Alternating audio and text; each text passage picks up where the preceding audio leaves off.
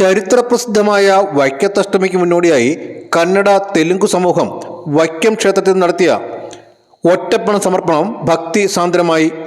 ആയിരക്കുടം, അഷ്ടാഭിഷേകം, പ്രാതൽ തുടങ്ങിയ വിശേഷാൽ വഴിപാടുകളും ഒറ്റപ്പണ സമർപ്പണത്തിന് മുന്നോടിയായി ക്ഷേത്രത്തിൽ നടത്തി. ബരിക്കൽപുരയിൽ വെള്ളപ്പട്ട് വിരിച്ച സമൂഹം പ്രസിഡന്റ് ശ്രീ എം നീലകണ്ഠൻ ഒറ്റപ്പണ സമർപ്പണത്തിനായി സമൂഹത്തിന്റെ ആദ്യ അംഗമെന്ന നിലയിൽ വൈക്കത്ത് പെരുന്തൃക്കോവിലപ്പൻ, ഉദയനാപുരത്തപ്പൻ, തന്ത്രി കിഴക്കിനടുത്ത് മേക്കാട്ടില്ലം, തന്ത്രി ഭദ്രകാളി മറ്റപ്പള്ളിയില്ലം, മേൽശാന്തി തരണിയില്ലം, കീഴ്ശാന്തിമാർ പടിഞ്ഞാറേടത്ത് മൂസത്, കിഴക്കേടത്ത് മൂസത്, പട്ടോലക്കാർ, കിഴിക്കാർ എന്നിവരെ പേര് വിളിച്ച് ക്ഷണിച്ചു.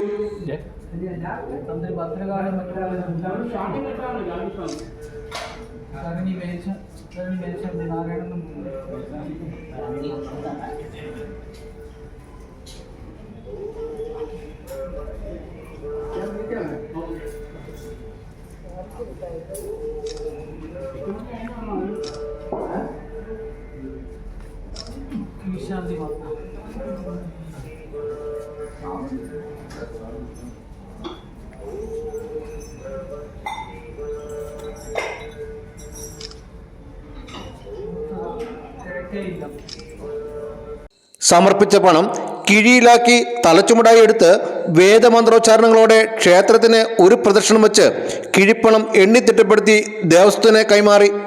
ആ കിഴിപ്പണത്തിൽ നിന്നും ഒരു പണം എടുത്ത് കിഴിയായി സൂക്ഷിച്ച് ഇത് അടുത്ത സന്ധ്യാവേലയുടെ പ്രാരംഭ ചടങ്ങുകൾക്ക് ഉപയോഗിക്കും.